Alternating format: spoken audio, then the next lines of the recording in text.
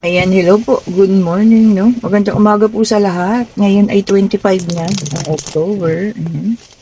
2025. Okay. Sana po ay lahat ay nasa maayos na kalagayan. Sa pagpapanood ng ating bagong video for today, ulitin ko salamat po sa mga nagpa-reading kahapon. And as early, kaninang umaga, may nagpa-schedule na, madam. Salamat po, ha? See you on Friday po. Ayan. Sa lahat po na gusto pa ng ating reading, ha, magpa-schedule na kayo para sa Friday po. Ang Friday po ay katama ng October 31st. Okay? So, ayan, may reading tayo niyan, ha. Okay, so meron tayo dito Three of Swords. Ayan. So, pili na lang kayo ng oras ninyo, no? Ayan. Pwede tayo sa umaga, pwede tayo sa hapon, at pwede rin po tayo sa gabi. O, ayan ha. Pumili na po kayo. Sige, teka muna ha. Tayo magbabalasa. Ayan. Check pa natin. Kaninang situational reading itong makukuha ngayong umaga na to. Ay, ito o. Meron tayong Five of Swords. Okay. Meron tayong The Lovers. Okay po. Tingnan pa natin. And meron tayo dito Five of Cups. Okay. Salamat po sa lahat na nagtitiwala at nagpapareading. Natatawa ako sa comment ni ma'am, no? Yung sa reading ko kagabi. Sabi niya, palagi ko nakapagpa-reading siya sa akin. Sabi niya, no, ma'am, totoo po ang sinabi mo. Sabi niya, wala akong binanggit, wala kang tinanong na kahit ano, pero lahat ng nabasa mo, tama. At ano yung sabi niya? Tumbok na tumbok daw sa kanyang sitwasyon. Ayan. Thank you, ma'am, ha, for the manifestation po. Salamat. O, diba? Sabi ko sa inyo, ganun po ang reading, ha. Hindi po yung isang card lang. Tapos po ano-ano yung pagsasabi sa inyo. Hindi po reading yun. Kasi para kayong pinagsasabihin na kung ano-ano no? Yun po ang reading. Gumagamit po tayo ng cards, ha. Kaya nga po tarot reading. And meron tayong Two of Wands. Meron tayong Two of Cups. O, sige, tignan pa natin, ha. And meron tayo ritong Knight of Wands. Okay po. And meron tayong the Death card. O, ayan. So, definitely, no, dito pa lang unang basa natin. Nagtapos na tong relasyon na to. Because, nandito na ang ating the Death card. Ayan. Pero, papaano, no? Kasi meron third party, Ayan, no. Nagkaroon tayong third party dun, ha. Meron parang nagkaroon ng pakiramdam na natalo siya or alam niyo yan, talunan siya, no? Pero nakakatuwa dito, Two of Cups now, and meron din tayong The Lovers. So, ibig sabihin po kasi, possible talaga na soulmate kayo. O, ayan ha. So, this is a soulmate connection. Okay po, so nagtapos na to, no? Pero kasi, tawag dito, meron tayong Two of Wands na nakikita, no? At may kalungkutan. So, ayun na nga, maaaring yung umalis, yung nalulungkot, no? Sa ngayon, may kalungkutan siya nararamdaman kasi, alam niyo kung bakit? Lahat ng mga bagay na binigay mo sa kanya, no? Whether it's a material thing or mga memories ninyo, yan yung mga naaalala niya sa ngayon. O, diba? Lalo yung mga material na bagay na binigay mo. Siguro napaka-caring mo before. Generous. Marami kang binigay sa kanya, no? Na lagi pong nagpapaalala, ayan, sa magagandang samahan ninyo. And uulitin ko, this connection is a soulmate connection. So, hindi pa po tapos ang, na ito, ha? Ang relasyong ito, maaring nagtapos sa ngayon, pero may nakikita po tayo ditong second chapter. Kasi may nakita tayong pagbabalik. Ayan, ha? So, ang relasyon po na ito ay hindi pa tapos. Someday, no? Kung ito ay katatapos-tapos lang or mga few months or few years ago, makakapag-isip itong person mo, no? Makakapag-isip siya as in, yung talagang isip na gusto niyang makipagbalikan o gusto niya na bumalik sa'yo, no? So, yun po yung mga bagay na maiisip niya at pipiliin niya talaga. No? Pipiliin niya na talagang bumalik sa'yo. Okay po. Kasi kapag ka-soulmate talaga po, hindi natin to mapipigilan no? Lalo na kapag ka ganito, na meron kayong connection. Di ba? So, pagka ganun kasi na meron connection, kahit na ano pa yung gawin ninyo dyan, talikuran man ninyo, no? Or, tawag dito, kahit pigilan yun, hindi nga mapipigilan yun eh. Hindi po ba? Because that is a soulmate connection. Ano ba ibig sabihin kapag ka soulmate? Ganito lang po yan ha. Kapag ka po soulmate, ang ibig sabihin, swak na swak kayo sa lahat ng bagay. Halos, halos ha. Halos hindi kayo nag-away or hindi kayo nag-aaway kung kasama pa kayo ngayon. Karaniwan sa bagay na wala ka, meron siya. Sabihin natin, short-tempered ka, kulang ang pasensya mo, pero siya yung mapasensyoso. O, 'di ba? Ganun po ang soulmate ha. Kayang punuan ng isa yung isa. O, 'di ba? Kaya nga sa tinatawag din na tsinelas. O, 'di ba? Bakit tsinelas? Kasi po hindi makakalakad ang tao pag wala yung kapartner mong tsinelas. O, 'di ba po? Kung kukuha ka naman ng iba, ang pangit naman. So dapat talaga pares. Yan ha. So, eto po, ang pag-iibigan na to hindi pa tapos, no? Although may mga kalungkutan pa tayo nakikita rito, kagaya nga niyan. Dahil nakikita niya at na yung mga binigay mo ba, nagpapaalala sa magagandang memories ninyo, o 'di ba? Siguro wala siyang makapa talaga na hindi maganda sa memories ninyo, no? Wala kayong ganong away na talagang nagmurahan kayo or something, no? Nagkasakitan. Kaya malungkot siya, o 'di ba? Malungkot siya kasi somehow ang isang relasyon na alam niya nagtapos tapos wala namang mabigat na pinag-awayan kundi nang dahil lang sa isang third party situation, nakakalungkot din po. Di ba? Tapos siguro ngayon sila puro away sila, o di ba? So malungkot siya kasi nandun ka na sa merong kang peace of mind, di ba? Kumbaga nandoon ka na sa pahinga mo, di ba? Yung tinatawag din ng pahinga. Tapos nagpunta ka pa doon sa gera, o di ba? Di ba po? Kasalanan niya na yan. So, nadala siya ng isang maling, ang tawag niyang pagpapasya. Well, anyway, kasalanan niya yan. So, nandito na tayo sa ating second deck. So, meron tayo ritong 9 of Pentacles. Ayan ha. Sabi niya rito ha, progress. Ayan ano. Tapos profit. O, yan. Progress po paglago kung may business kayo at makikita nyo na din yung kinita nitong business ninyo. Or kung meron kayong sideline dyan, na ito na nga, makikita nyo na yung outcome, no? Kung magkano yung kinita nyo dyan. O, di ba naman? Sana, no, maging okay. Sana maging maayos. O ano man itong i-business natin kung pupunta pa lang tayo mag-iisisimula. Ayan, pag-aralang mabuti ha. Hindi naman kasi yung isang, alam niyo, yung pitik lang, magiging okay agad. Hindi po ganun ha. Ay, dalawa sila. Oh. Okay, sige. Ito, ang ating Ace of Swords. Ayan ha. Ay, ang ganda nito, no? Breakthrough. O, bibigyan ka ng breakthrough ha. And realizing the truth. So, malalaman mo na daw ang katotohanan. At marirealize mo na yun pala talaga. Baga tunay pala ang katotohanan ito. And meron tayo dito, Six of Swords. Ayan, ayan. Healing. Ang ganda, no? Diba? Healing po. Sabi niya, overcoming hardship. So, ito na. Kumbaga tapos na, no? Natuwa rin ako kagabi, no? May mga mabilis mag-healed. May mga nag-heal nga, 3 months lang. So, yun na maganda, no? Kasi talagang inalagaan yung sarili. No, diba? Talagang nagdasal. So, yun ha, kung kailangan talaga natin ipagdasal na ihingi na natin sa Diyos, no, na lahat ng pain sa past relationship natin sana maalis. Bakit hindi natin gawin? O, di ba? Wala pong imposible sa Panginoon ha, sabi ko sa inyo. And, meron tayo ritong Knight of Cups. Ayan. Para sa, ito naman merong mga tawag dito, kailangan nating aksyonan. O, ayan ha. So, maaring ito na nga, itong relasyon na to, kailangan na rin aksyonan. Pwedeng ikaw, pwedeng siya. O, diba? Kaso, hindi ko alam kung sino mauuna sa inyo mag-reach out dito, ha? Baka siya, kasi siya na yun nasasakta. O, tama.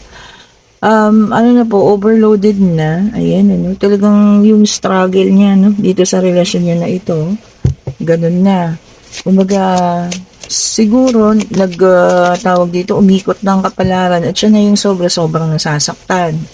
Dahil maraming bagay nga nagpapaalala, no, sa magandang samahan ninyo, pati sa'yo. O, diba? Maraming bagay nagpapaalala tungkol sa'yo. Kaya siguro 'di ba, kahit minsan hindi mo naman siya iniisip, bigla-bigla na lang papasok sa isipan mo kasi gano'n din siya, oh 'di ba? Super na yung pag-iisip niya sa'yo, yung pag-aalala, ano, ayan. And then meron tayo ditong, Seven of Cups, ayan. 'Pag sa ngayon kasi ano, eh, pinipili mo na at, alam mo 'yun, pinipili mo na yung lahat ng magiging desisyon mo. Kumbaga 'pag nagdesisyon ka kasi ngayon, hindi yung pang-ngayon lang. So, ang pagdedesisyon mo is yung para na sa kasama na yung future, oh, 'di ba? So, hindi lang 'to sa ngayon. So, siguro darating sa point na magdedesisyon ka, kung sakaling magbalik ang taong ito, pero iisipin mo na rin, papaano kung maulit sa susunod na panahon? Oh, 'di ba? Kung maulit-ulit. So, ganun na yung pagdedesisyon mo ha. Hindi lang yung para sa ngayon, pero para sa mga susunod na araw din.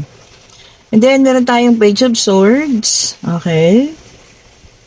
Tapos, sabi niya rito ha, sabi niya, magbibigay ka rin naman ng patas na pagdedesisyon. Ano? Yung saktuhan lang. Pero, not sure kasi kung alam mo yun, makikipagbalikan ka pa. Siguro, pakikipag-usap na lamang. Ano, pero sabi ko nga, this is a soulmate connection. Pero kung talagang may nararamdaman pa rin sa isa't isa, eh di po ba? Mag-usap. Yun ha. Kung siya ay mag-approach na sa inyo at magpaparamdam na. And then, meron tayong King of Pentacles. Ayan. Sa ngayon, matured na siya. Oh, baka noon kasi parang may pagkaisip bata pa. Pero ngayon, matured na daw po siya. At alam niyo yun, talagang nakapag-isip-isip na rin naman. So, this is a soulmate connection ha. Okay po. At talagang alam niyo yun, hindi natin to kayang hadlangan. Kahit magtago ka pa. O, di ba ba? Magtago ka sa ibang lugar. At some point in time po, magkakabalikan at magkikita kayo ulit. No, di ba? Tignan nyo naman, kinlarify ng baraha, no? The Lovers na, Two of Cups pa. And ito, para sa iba naman, meron tayong Eight of Cups. Ayan, Cancer, Scorpio, and Pisces para sa mga water sign. May mararamdaman kayong disappointment. Paparating pa siguro to, no? Or baka nangyayari na. Na-disappoint kayo sa isang bagay. Pwedeng sa trabaho ninyo, pwedeng sa love life ninyo, pwedeng sa relasyon sa family, ha? Kung ano man itong nakadisappoint sa inyo, ayan, bawi na lang. O, diba? Bawi tayo sa susunod. Marami pa pong pagkakataon, ha? Diba? So, ano man po yan, na disappointment na inyong mararamdaman. Ayun na siya. Okay. So, meron tayong the sun, fire sign naman ito, no? May celebration. Ayan, ha? Magiging maayos naman. Pwedeng binyag, kasal, pwede rin itong birthday. So, may celebration na paparating. Baka dito ngayong weekend, may imbitahan tayo. Ayan. So, ayan po ha, magpakasaya. Huwag naman yung sobra-sobra ha. Baka masobrahan naman sa inom. O, diba? Maging happy lang. Okay po, sa celebration na to. And then, Five of Wands. Fire sign ito ulit. Ayan ha. Aries, Leo, and Sagittarius. Ayan po. May matatanggap ka na maling impormasyon. Sabi niya, no? So, mali yun. Alamin niyo muna yung mga nagbabalita sa inyo kung credible, ha? Bago kayo maniwala. Baka kasi maka-apekto sa iyo yung balita tapos hindi naman pala tunay. O, alamin po muna, ha? Bago tayo maniwala sa mga ganitong klaseng tao po. Pag hindi naman ang tawag dito, kapani-paniwala, huwag kayong maniwala agad. Di ba? Daming mga fake news din kahit sa social media, ha? And then the Chariot, water sign ulit ito. Ayan. Sabi niya rito, movement. May pag-alis. Ayan, may paggalaw. Okay po. Pwedeng may pupuntahan ka. Pwedeng may pasyalan. Pwede kayong may pupuntahan kayo. Magkakasama kayong barkada. So, ingat-ingat po ha. Kung saan man kayo pupunta. Ayan. This is a journey daw. Ganda, no? So, ayan po kung saan kayo pupunta, no? Baka meron kayong tawag dito, joiners, 'di ba, no? Yung pupunta sa mga iba't ibang lugar, ayan. Enjoy po ha. Kailangan naman din natin kasi ng ganun, 'di ba? Para mag-unwind naman, o 'di ba? Makakita ng ibang lugar. And then Ten of Pentacles, ayan. Earth sign na ito ha. Ako lang yata hindi makali sa bahay kasi po hindi ko pwedeng babayan yung mga aso. Alam niyo yun, di ba yung mga kumukuha ng aso para may bantay sa bahay. Pero ako po may mga aso pero hindi ko maiwan sa bahay. Opo. Hindi ko alam, basta hindi ako pwedeng umalis ng, alam niyo yun, wala silang kasama dito. Kasi, lalo sa Pipoy po, umiiyak talaga siya. Umiiyak po yan. Kung akala nyo, kahapon nga bumili lang ako ng mga supply nila. Sabi ng nanay ko, umiiyak daw po. Oo, kaya hindi ako pwedeng umalis po. Kasi susoy din, nag-iiyak po yan sila. Talagang makakaawa. And then, meron tayo ditong Ten of Pentacles. Ayan ha. Ayan, stability. Ang ganda nito. So, ayan na po ha. Kung dati medyo hindi maganda yung finances natin, ito magiging stable na. Oh, pero sana naman, kung maging stable na yung finances natin sa ngayon, huwag na nating hayaan na matuyuan ha. Yun yung lagi kong pinapayo sa inyo.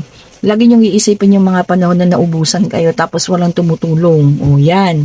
So para matuto tayong magtipid, matuto tayong tawag dito, magsobe, no? Kahit pa konti-konti lang, para yung mga panahon na tayo matutuyuan, meron tayong mahuhugot. O, di ba po? And meron tayong King of Cups, naka-reverse ang water sign. Ayan ha.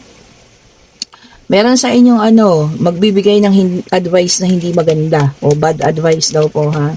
O kayo naman, baka mamaya kumagat kayo sa mga ganong advices. Wag naman, o 'di ba? Hindi nga maganda eh. O 'di ba po? Wag yung sundin.